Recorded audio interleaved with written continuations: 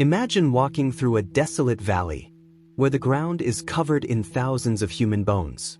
Skulls, ribs, nameless skeletons, scattered like dry leaves in the wind. Suddenly, a voice, a command from the unseen: "Prophesy, Son of Man, and tell these bones, hear the word of the Lord." What Ezekiel saw that day was not just a vision. It was a glimpse of a profound mystery, a revelation of the power of life over death, and behind it, a secret that still haunts Bible scholars today. In this video, you'll discover the true meaning behind the vision of the Valley of Dry Bones, and what this prophecy has to do with you, the spiritual world, and the final days of humanity. If this kind of content moves you, please like it, subscribe to the channel, and activate the bell. Because today, we're going to unearth truths that were hidden under centuries of dust and silence. Ezekiel wasn't just a prophet. He was a prisoner, an exile, torn from his homeland and forcibly taken to Babylon. There, in the midst of his pain, he had visions of flaming chariots, creatures with multiple faces, and a valley cursed with dry bones.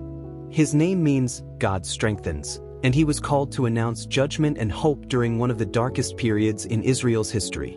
But nothing could prepare him for what he would see on that particular day. Ezekiel is taken in spirit by God to a valley, a desolate place full of bones, long dead. Imagine the scene: the sun burning down on the cracked earth, the deadly silence. And then God asks, "Son of man, can these bones come back to life?" The prophet answers reverently, "Lord God, you know." And then the divine command comes like thunder: "Prophesy over these bones." And what happens next is disturbing. A noise, bones knocking against each other, joining together, muscles, tendons, skin. But they weren't alive yet. They were standing like an army, but still without spirit. Then God commands, "Prophesy to the Spirit. Come from the four winds, O Spirit, and blow on these dead, that they may live." And then, they rise. A complete army. Alive. Powerful. Terrible. But what does this scene mean? Is it just symbolic? Or is there something darker behind this prophecy? The valley represents the people of Israel in despair, yes. But some scholars point out that there is also a warning about the end times. A spiritual resurrection, and perhaps a literal one.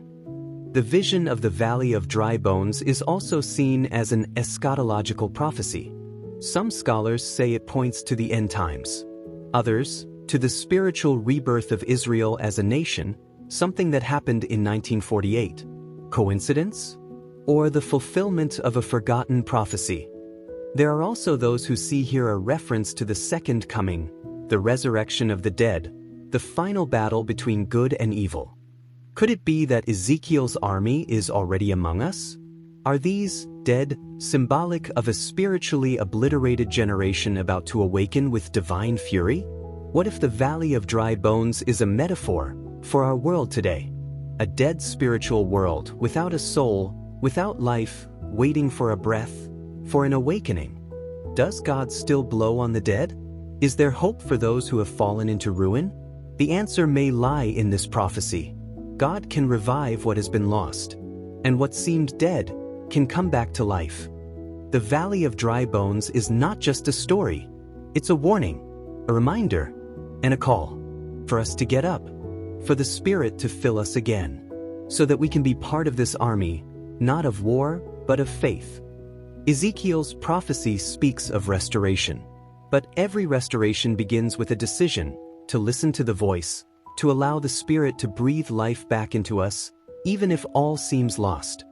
What you have seen and heard here is more than an old story.